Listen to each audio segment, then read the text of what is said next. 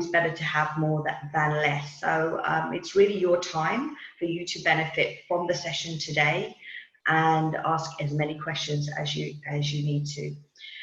The other good thing is that the three of us on our panel represent three forms of tutoring business. So I've been in the tutoring industry for actually 23 years. I have run and built tutoring centres. I started my initial background in one-to-one, but went into actually running tutoring centres and building tutoring centres across the UK. Adam is a tutor, a one-to-one tutor, so that's another perspective in terms of the tutoring model. And Richard also runs online tutoring and I believe one-to-one tutoring and group tutoring as well. So you've got a whole perspective of different types of models that we can share our experience on. So the first question that I'm going to put out today is about useful marketing methods to grow your tutoring business. So what are your three top marketing methods to grow your client base? So what are your three top marketing methods to grow your client base? So I'm just going to put that out to Adam or Richard, if you want to answer that, please, first. I would say first to get out there as much as possible, to meet people, to get yourself out on directories, which are possibly free directories, local newspapers, and online presence. Finding your unique selling point and sharing your story in conversation with others. Don't be afraid to contact tuition companies, like actually call up, because then they will know who you are, not just a name on a page.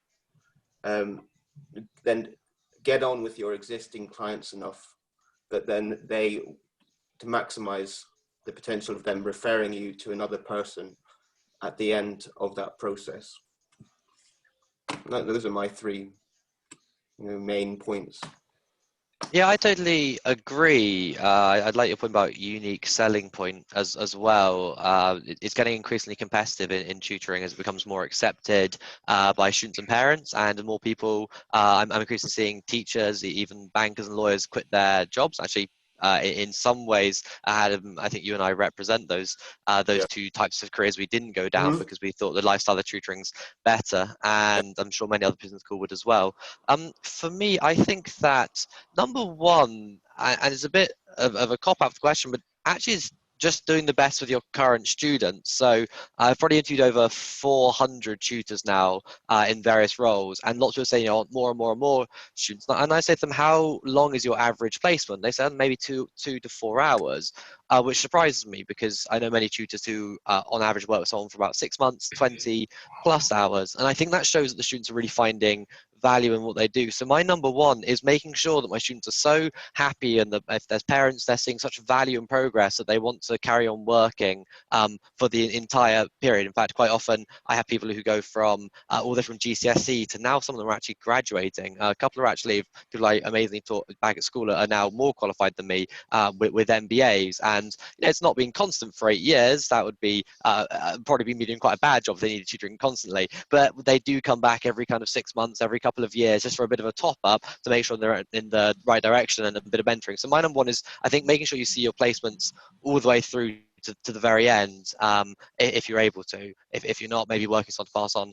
I do agree with agencies, the dreaded agencies and corporates of the TTA. You have two hats, one individual and one agency, I should admit, for full disclosure. But I think it's really, really important to make one, maybe two good contacts. And I think Anne's totally correct. Phone up, go to the events, make friends with the people on the phone if it's not an automated platform, or the founder if it is a platform, to make sure they know who you are and you're serious about tutoring. That's the best way to fill in any gaps that you have with tutoring early on. Again, I've met a lot of tutors who say they absolutely dislike agencies and they're really, really dreaded, but then they say, I'm totally short of work. So I think the solution there is to try and find an agency that works for you, if that's the niche that you specialize in, or they have a really nice friendly team that you can work with. And number three, for me is, and it's related to a different question I think Anna has as well. But number 3, I think, is actually trying to have some sort of referral schemes. So maybe being prepared to give a free tutorial if someone recommends a friend. A lot of people aren't that for free tutorials, and I understand why, because they think it kind of devalues the service. But again, if you're going to be doing 10 plus hours with one person, and you say to them, I'll give a free hour maybe to your son or daughter, or if you introduce someone, for me has led to as many as 5 referrals a year. I think 14 is the most I've had, and so I gave 14 free hours, but in return I had more than one I deal with. So my 3 would definitely be making sure you see the best of your current clients, agencies to fill in gaps, and referral schemes. I've found that as tuition's got more accepted, that parents or mature students are more willing to refer you to refer me to other families. And often, increasingly, I'm working with families who have got more than 1 or 2 children. So if you do the best you can do with the first student, then a year or so later, you never know that the family may call you up again and want you to tutor again for the next one. Great. I've just seen James. Good. We want 1 questions for everyone as we go. James has asked, are there any good events to attend? James, I'm just going to unmute you. Can you hear us okay? And can we hear you? Yes, I can, yes. What sort of events are you thinking and looking for? Any ideas there before we answer?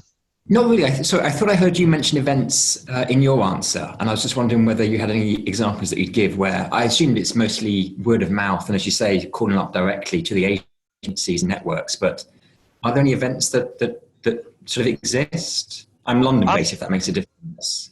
Yeah, I think we all know London does have a bias towards tutoring. There's a lot more both companies and demand there. I mean, it's a megatropolis, I believe, so that makes sense. Or the geography tutors can correct me on that. Yes, I think a lot of there's kind of 2. There's the independent route, and then there's the corporate. If we start with the independent route, so that's us as the tutors. The TTA, for example, puts together the national conference. If anyone's been to that, it was fantastic. That was only a couple of months back, and a great way to meet both corporates and individuals. And then there's increasingly across social media different groups bringing up, whether they're video based like this or others. It's worth on Facebook particularly. There's a couple on LinkedIn. Just typing in independent tutor groups. Some of them have different feels. There's a couple I think have quite negative feels. Some have really, really positive, encouraging feels. There's one called Maths Tutors UK, run by a great guy called Atul, who just spends all day, every day when he's not tutoring, on social media, just chatting and giving tips. He's brilliant.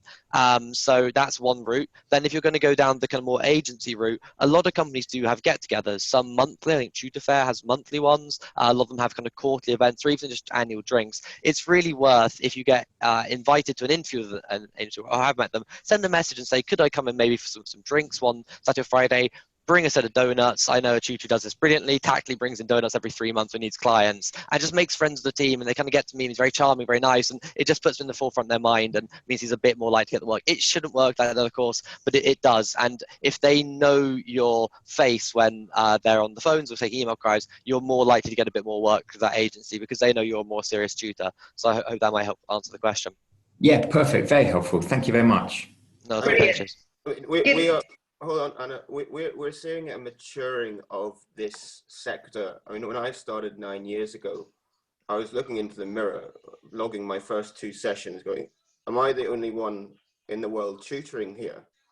And it was only really signing 3 years. It was just very small, very not many clients, and then signing up with the tuition company gave me. They find me work.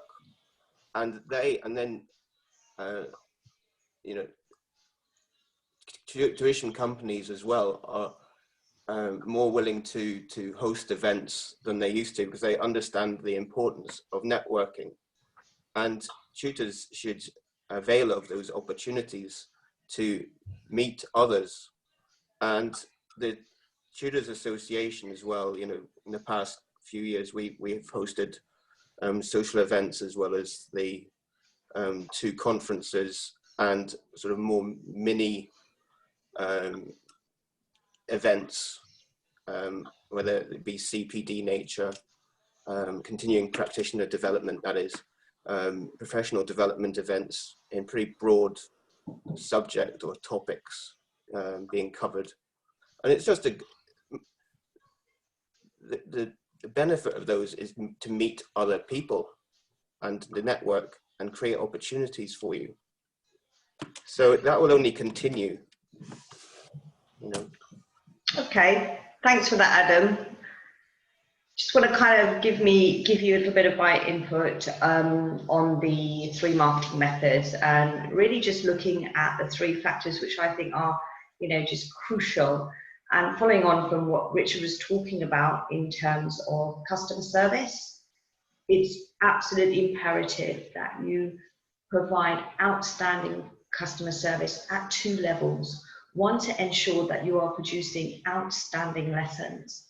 We're in a service industry. That means that the outstanding lessons that you produce for your students and excellent customer service to your parents, just going that extra mile, you will just grow the business organically.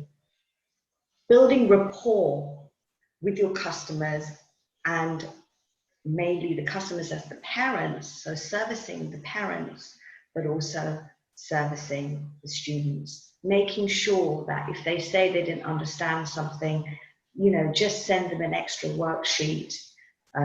If it's a parent that's having some difficulty around an area, that could be a sibling, just maybe talking that through with them. This is where you're actually going to increase the longevity of your client, and that in turn will ensure that you're reducing your recruitment costs in terms of advertising and marketing. So the 3 top tips that I always give anybody that I work with is outstanding lessons. Make sure that every lesson you deliver is absolutely awesome. And that's the way you're going to actually outshine any competitors. That could be another maths teacher or another geography teacher or any other tutor in your area. You're going to outshine them. Customer service and really building rapport. That's your 3 main things that have to happen. In terms of 3 marketing methods that I always outline to people that are just simple but just have to work are Facebook. I swear by Facebook. It's cheap, there is low cost unless you're actually going to do advertising, paid adverts. Facebook is the way to go. Website, you've got to have a website. It's just, you know, in this day and age, you've got to have a website, even if it's just got 4 pages. It's a point that every tutor needs to have. If you're a one-to-one tutor or you're running an operation with 100 students, website is essential. The second one that works for me always over the years and for every tutor I've worked with is flyers. You need to be putting out every academic year between 20,000 to 50,000 flyers. Flyers through people's doors, simple as that. It works. It sounds expensive, but it has massive magnifying effects. So a flyer through people's doors is still a very old-fashioned mechanism, but it still works. And you can do that in an online capacity as well, but I don't want to talk about that now. The third one I swear by is referral schemes. Referral schemes amplify your business. One, when you're providing awesome service and outstanding lessons, and then you ask that customer to refer, they will do it. They will do it, and you actually incorporate a referral scheme, vouchers, or a free lesson, or something that actually acknowledges that they're doing something for you. So they're the 3 top tips that I always say to people that are a must for marketing and growing your student numbers. A lot of Anybody questions. got any questions on those? Yes, I've got myself, but before I jump in, we got from Patricia. Thank you very much. We've got with Facebook. Do you think that they should have a business page or their own profile? And also, I think it's Sue. Although you're not showing that, I think it's Sue is asking, do you pay to extend your business page to a wider audience? I think it refers to boosting. And I do mention I've not had much success with Facebook myself, so a lot of questions being asked about how to make Facebook the most successful. Sure. Look, I'd always recommend that you have a business page for your a tutoring business because I've earned all my money in my life through tutoring. So it's a business. It's not a hobby. It's not something I supplement my school job with. This is my income. So I have a professional tutoring business website, and I always have. I have been experimenting with paid ads, but you need to ensure that you've got enough budget behind you, and you need to understand the objective of why you're looking for paid ads. Are you looking for more likes on your social media website, on your social media page? Are you looking for assessment bookings or free trials? Or are you just looking to become more popular in your area? Get clarity on your marketing objective and then put budget behind it in core seasonal times of the year that's actually going to affect that change and get the result that you require. So yes, Facebook is the way to go, but before you start doing paid ads, have clarity around the actual objective you're looking for, the actual answers you're looking for before you delve into that ad and actually create the ad as well. And that's really, really interesting. We've got, again, good follow-ups on the Facebook page. I like that Becky's good point. Yes, I'm saying my personal page and my business page, I try and keep separate. I think it's good to have some distinction. Although Facebook's quite aggressive at making sure you jump across. It puts all my business messages on my personal, which is a bit of a shame. Anna, in terms of, you said there that you want to be working on strategy before you boost. What sort of things should people be specializing in? Should they be trying to focus on a niche, or their strengths about their own tutoring, or the subjects that they teach? And for your answer, I totally agree on time of year. I've met people who said, oh, I dropped as much as £1,000, £2,000, but Facebook didn't work. And I said, when? They said, well, I did in August. I said, well, there's not really any exams or school going on in August, so not the right time to catch people. So when do you think are the right times of the cycle to really get the most out of Facebook marketing for tutors?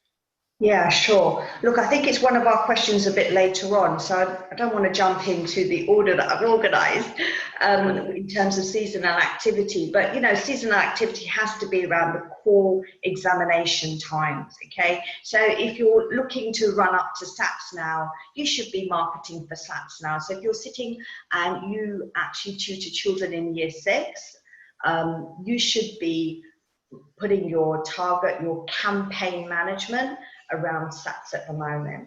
If you're looking to tutor in GCSE and you've got year 11s, your campaign should be around GCSE. So whatever you actually separate your campaign management on and whatever you're tutoring in, that would be the seasonal differences. Sometimes that could be December around entrance exams. It could be 11 plus because now some of the 11 plus exams are in September.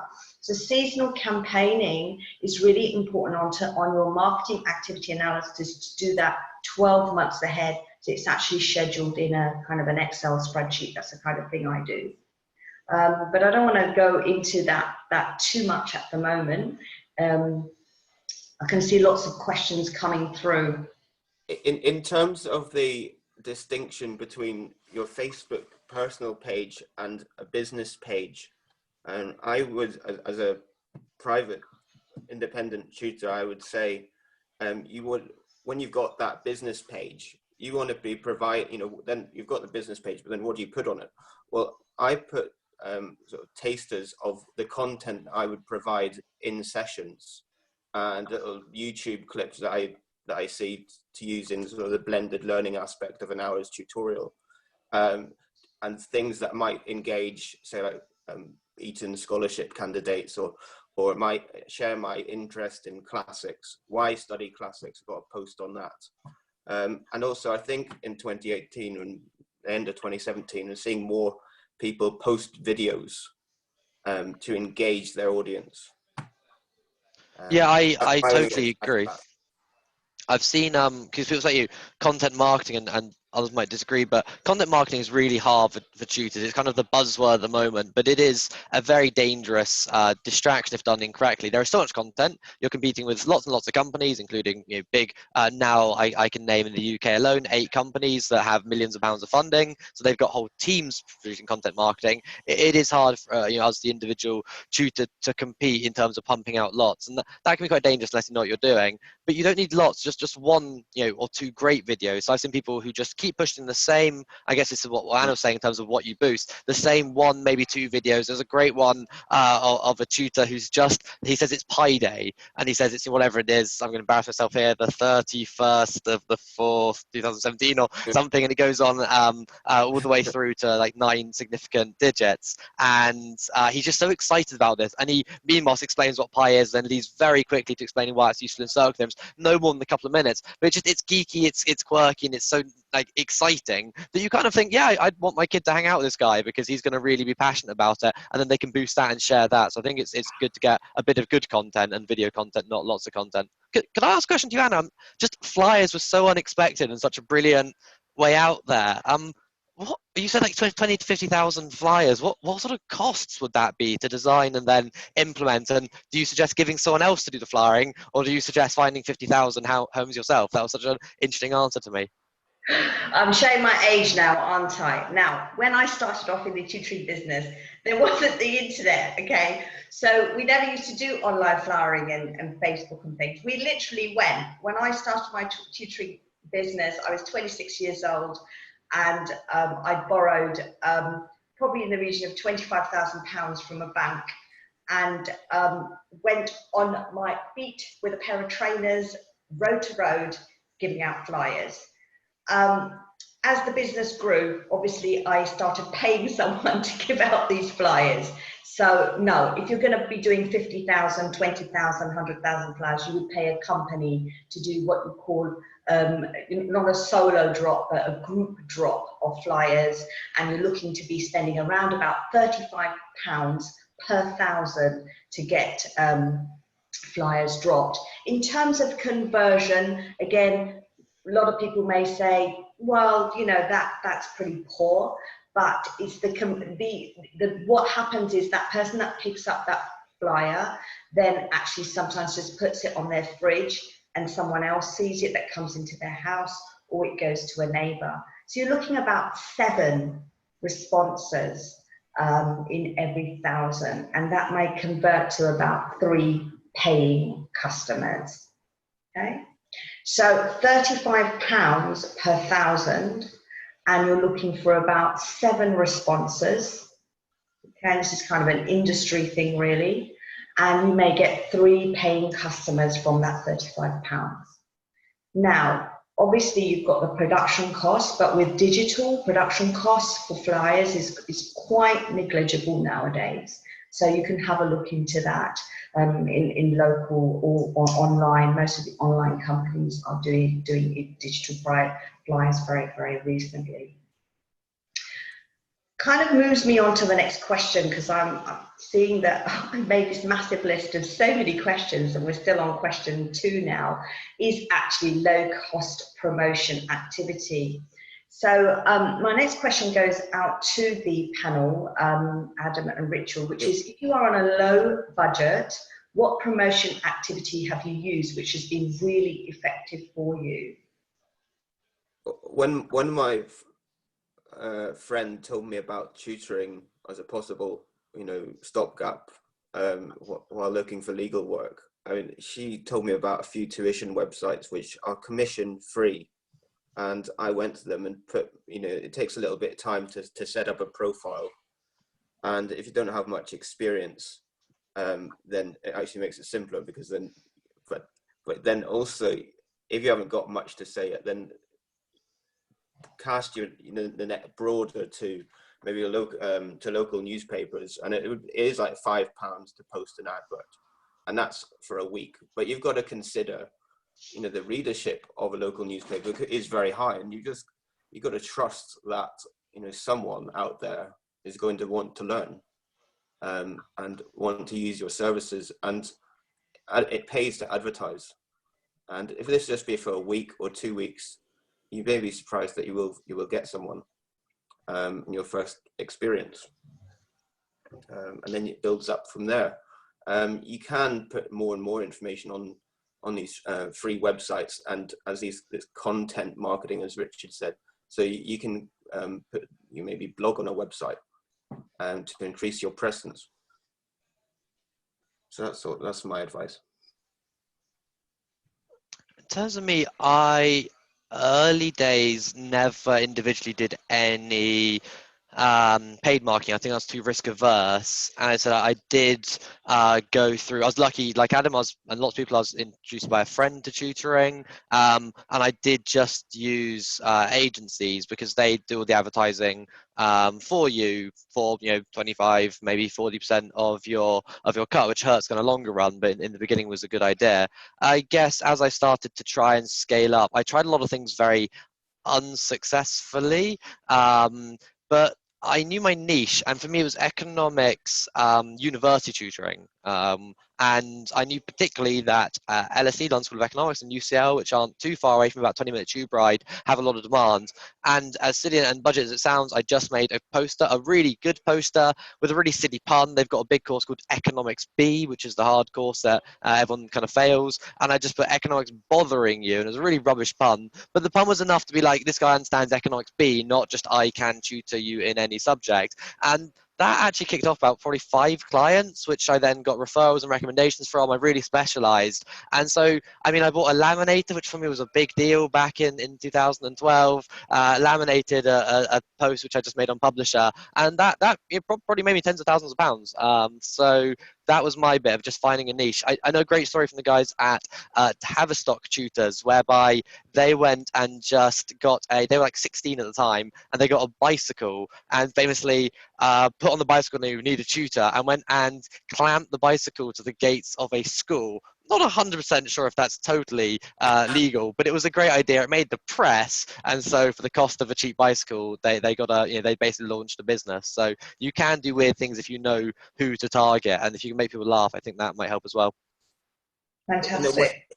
In a way, it's easier, and in a way, it's harder to get going these days, because so many people now are online, and when they say like Richard or I or you started a tuition business, but then also online is such a free platform, so often to get, it's just channeling that interest to particular websites that your clients are going to be reading, not necessarily that other tutors are going to be reading, it's the clients that you're reaching out to. I think in terms of low-cost activities, you have to be thinking of yourself. If you are a one-to-one tutor, you're just starting out, or even if you're a centre-based tutor, you need to be thinking of yourself as putting yourself out there as if you were almost like a plumber, okay? So my number one low-cost activity, I had to go through a rebranding activity in 2016, where I almost had to launch a brand new business from scratch.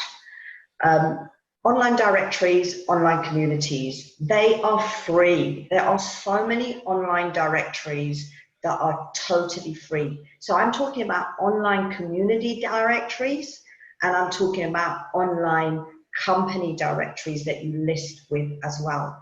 Scoot through Google and find every online directory, which is totally free, and list yourself. You need to ensure that you have 1 page of copy. Actually, 200 words is always a must, and great photos of your business and you actually delivering the business, not stock images, but you actually delivering the business. This is service sector, which means they're buying you. They're buying you because they like you, they like what you stand for, and how you actually service them, how you produce awesome lessons. So it needs to be an image of yourself. Go in and find these online directories and just register them. And once you've done that and you've actually got your Facebook running, every single online community, every single online group, go on and advertise what you're doing, put in a post to say you're offering some awesome lessons. And that has been my number one effective, just low cost, no cost way of getting the business out there very, very quickly. There is a nationwide tutor directory with the schoolguide.co.uk, which is a parent website, and it's free for Tutors Association members. I put mine up on it, and tutors and companies can avail themselves of that. So that's just a little recommendation. Really good.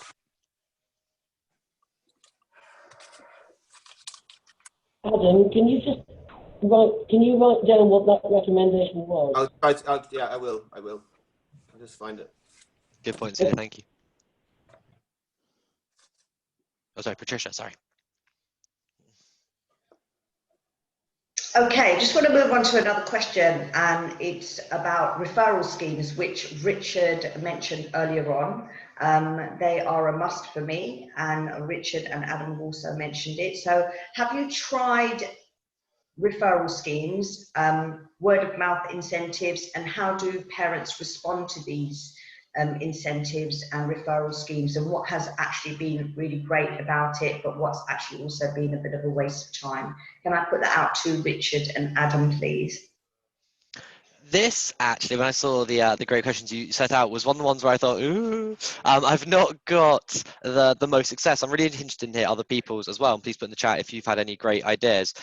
I do suggest, I think it's become quite industry standard now, but always having at least 15 minutes of kind of free chat, or nowadays actually I use online tutoring to kind of get to know the parent or the student or the child. That's mainly assessing logistics, but also try and find one topic which I really think that I can you smash out the park so that first tutorial is successful. I have offered a scheme whereby if you give a recommendation to me and it goes ahead successfully, I will give a free hour of tuition to my clients. That has worked, but not because I think a lot of my clients are looking for the free hour. Unfortunately, a lot of my clients aren't that budget strapped, so free hour for them doesn't mean that. Some of them said, you know, don't even worry about the money, but it just got them thinking about referrals. And there's a line which probably Anna and Adam have heard me use a lot, which, you know, referrals are the lifeblood of tutoring. And I say this all the time in all my emails, my email signatures, it's all over the place, just because I think getting people thinking about referrals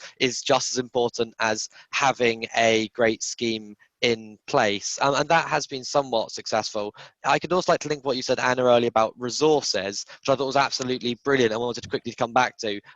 I think the best scheme thing I've had is producing really targeted economics resources for quite niche things and courses. And what happens is someone prints that out and has these really colourful set of resources, and I'm sitting in maybe a library or a classroom, and someone else will say, oh, what are those? And then they'll give the resources out for free, which lots of people think is a negative. They say, oh, you're giving away resources for free. Well, no, because then it comes back that when they struggle, they find out who made the resources and come back. So I found that resources is a sort of referral scheme that's been really successful, but I'd love to hear other people's maybe more targeted referral schemes. I don't have a referral scheme per se, but I have found that I leave it up to the parents. I just trust that if I'm doing a good enough job, that by the end of the say 3 months or 6 months, that they will refer me on. And I think that they are more willing to do that than they used to.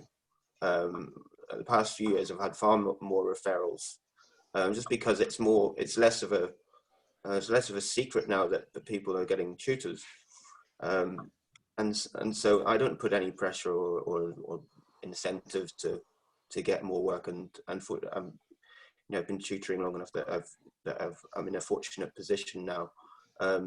But I do offer the first lesson often free, or time to chat through to find out the team dynamic for the child.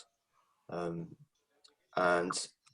you know, there was a time where I did I give 2 hours for the price, say 1 hour for £50 or 2 hours for 80.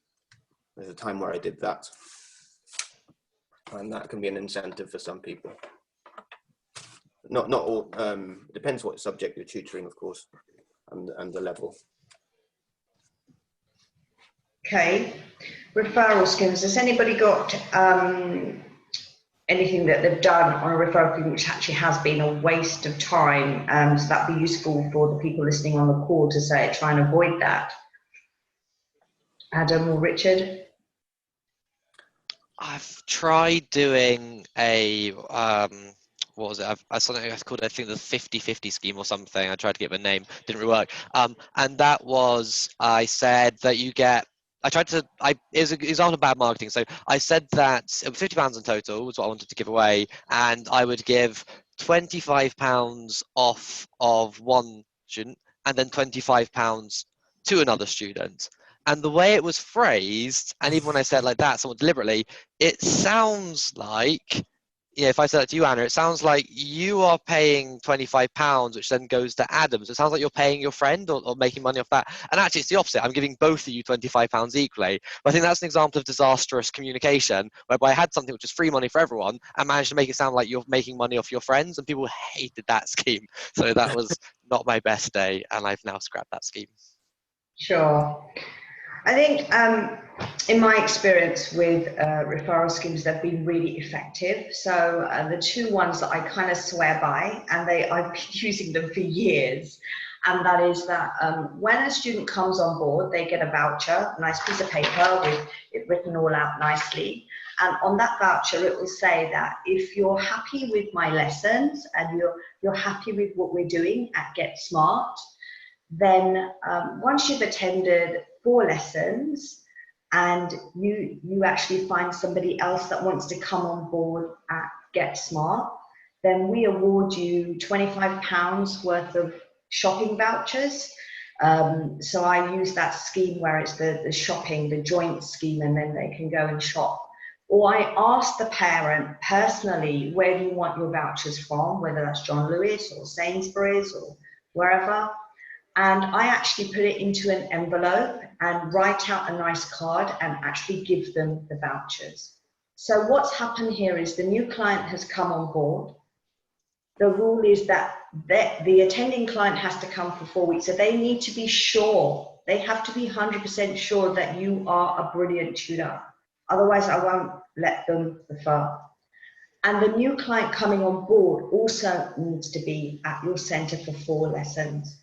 And this way, we are creating what we call in business a distribution network.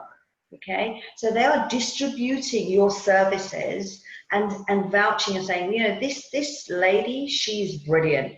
She's going to get my son a grade 8 or 9 in maths this year. I swear by her. And they feel great about that referral. So I've been using this scheme for many years. And it's great because, just now at Christmas, I just gave out £75 worth of vouchers to some very happy mums at Christmas, or actually referring. So yeah, that's worked really well for me. It's just a really simple system, but it's actually giving out physical vouchers, and that seems to message it in a different way. If we can just give a quick update from the chat, everyone, that's really useful. Thanks, Adam. Schoolguide.co.uk is on there if anyone wants to know about a free directory. Amy's got a great point about if you already have a website, Google have a relatively new or updated My Business page. Really important. Very important you get reviews on there as well, and then try and direct traffic from online directories like School Guide or TTA directories or others onto that website, because then they can see reviews, which is very, very important. But as most people probably learn, a website itself doesn't usually bring in traffic. You have to tell Google that it's a good website and tell your clients. So it's very good to help make you look more legitimate and close that sale. Some interesting things here as well. Malika's got a 5% booking fee and sent out in a newsletter. Said that it's worked a bit, but lots of people aren't willing to share with others. I think you're right. There's a lot of people in tutoring who it's sometimes a bit of a shame product. People don't want to talk about it. I personally think over the last few years that's massively reduced, and there are a lot of parents who are the kind of TTA helicopter mum, dare I say it, who always wants to show off that they've got the best tutor and share that over a coffee table. So I do sympathise. A lot of people don't want to share that they have a tutor for whatever reason, but it's our job as tutors as an industry to say there's no shame in tutoring. It's a aspirational product, as TTA says, a hashtag tutors aspire. It's not about failing. It's about wanting to get more out of your education. And lastly on here, I've also seen that we've got trying to bring a friend in or share a tutor for reduced price as an example of something that hasn't worked. And I sympathize that as well. Group tutorials, I think, are very difficult to set up. And even if they do work, when one person always doesn't turn up, who do you pay? Do you pay twice as much or half as much? So group tutorials have been a bit difficult. Okay, thanks for that, Richard. It's the last question that I'm going to put out there now, and it's about testimonials. So again, this call today, this webinar is about promotion activity and growing your student numbers for this term and next term. So sharing testimonials from parents, how have you collated and shared your parent-student testimonials? How important are they? And what's the best way to reap the benefits of a well-written testimonial? There's 3 questions there. What's the best way to reap the benefits of a well-written testimonial? How important really are they? And have you collated and how have you collated and shared them to the network, to people out there? And I'll put that to Adam or Richard, please. Okay, so when I do my CV, I've also got a separate page with all the testimonials on it, italicized, and what the subject and the level and the outcome. So as it's subject, level, outcome. Okay, I've publicized that on LinkedIn as well, and all the companies have it as well for getting more work. If you're going for a GCSE job or an A-level, there's not much point sending out an email with all the testimonials about common entrance or 11+. They want to know that you can work at A-level standard and get on with children of that age, not 11-year-olds or 10-year-olds. So it's got to be tailored to the subject that you're tutoring. And that's really my advice on that. Make sure it's all clean and tidy, and it doesn't reveal your client's full name or address unless they want to, unless your new client wants to contact them, and make sure that that the previous client is happy with you doing so. Yeah, I love this question. I'm always banging on about testimonials. I think they're so important. So 3 things to answer your questions, and I'll be as quick as I can. Number 1, on my CV. So I still sometimes get asked for a tutoring CV. In fact, when I don't get asked for tutoring CV, I send it just to show off qualifications, quite often with maybe with an increased suggested rate. So I've got a long tutoring CV, which is 4 pages, very different from a traditional kind of banking CV of 1 page. And on that, I've got my education experience, but I've actually got 3 pages now of case studies, which I've written. Each one's kind of a short paragraph, testimonial, short paragraph. So kind of what they wanted, what they said, and what they do. And I send that to all of my clients, whether they want it or not, because it shows the objective. And then I said I think it's important to keep sessions going for a long time. I think when they're thinking, am I seeing the value? Has they got the A they needed in GCSE? Is it worth the AS level? They see these case studies of people I've worked with for a long period of time, and it builds that that instinct of, it is worth going another year with this guy because now I get an A star, or maybe go for Oxbridge when previously we were looking at, a non-Russell Group university. So CV's one good thing, but that's only for your existing clients, really. Number 2, I think I've mentioned a couple times in the chat, the Google My Business. I also use Trustpilot for my own personal kind of website, and that's important. So I ask everyone to give feedback. I tend to ask for feedback on results day when they've got really, really, really good results. So they write a really long glowing, it was absolutely amazing, and I direct everyone I can to that. And I actually ask some of them to share their results and their pride of it, and that helps. And number 3 is, for me, LinkedIn's been really good. So whenever I get one of these great case studies or great Trustpilot reviews, I share it on my own network on LinkedIn. And my LinkedIn quietly has built up 1,000 or 2,000 or so people now. And what I found is that whilst most people don't really care very much about what I'm doing, nor do I care about that much what other people are doing and their promotions and the rest of those 2,000 people I've maybe not met, what it does is it gets them thinking about tuition. And then when someone says, oh, my son's really struggling struggling, or my daughter really wants to get into Oxbridge, they think, oh, you know what, actually I saw this random guy on LinkedIn, I've no idea who he is, but he had this great review, and that's brought in a decent amount of referrals. So I found that just kind of throwing it out into LinkedIn and building a network has led to random people I've never met messaging me and saying, hi, we've got this educational problem, we hope you might be able to solve it. And that's been really nice to kind of get that affirmation from the community. So those would be my 3 tips. Put it all over your CV and send it to everyone, even if they don't ask for it. Get everyone to leave a review somewhere online that you can redirect people to publicly. And number 3, shout that down your own network and hope that when someone is in having a coffee chat with someone or on the tube, they might just recommend that random bloke or lady they heard of on the internet. Fantastic. Thank you so much, Richard and Adam, for that. We've got 3 minutes left. Richard, does this just kind of kill off at 11 o'clock? Can I talk over, or will it just end at 11 o'clock? Nope, it will not cut out. It will cut out. No, it won't. You can keep talking. It will not cut out. Okay, thank you. So I'm just going to finish off by answering that question as well. Look, going back to when I started talking about an hour ago, and talking about the 3 top ways of growing your business and marketing methods, I said the first one was really to make sure that your listings are outstanding and your customer service is just completely awesome. So you're actually serving your clients. You feel as if you are doing a great job and doing this service from inside your heart, from inside your soul. You're giving a bit of a soul, because it's not a tangible item here. This is a part of us that we're giving to our students. We are serving our students. We want to make sure that our students are going to get the grades that they so need and want. So the testimonials are so important, not only for your clients to see written format, how good they are, how important they are, but they're also for you, okay? Because you need to remind yourself how great you are and what a great job you're doing. So I just want to back up everything that Adam said and Richard said, really. It needs to go on your Facebook. It needs to go on the testimonials on Facebook. You can actually do 5-star reviews on Facebook. By the way, I don't work for Facebook, but I do love it. 5-star reviews on Facebook. On your website, they need to go on your LinkedIn. Some people are even doing little photographs and images and putting them on their Instagram page as their testimonial pages and updating them on a monthly basis. I really do advise that as well. It's all about social proof. It's all about, because it's so noisy, there's so many tutors out there now, everybody's doing it. So how do you stand out?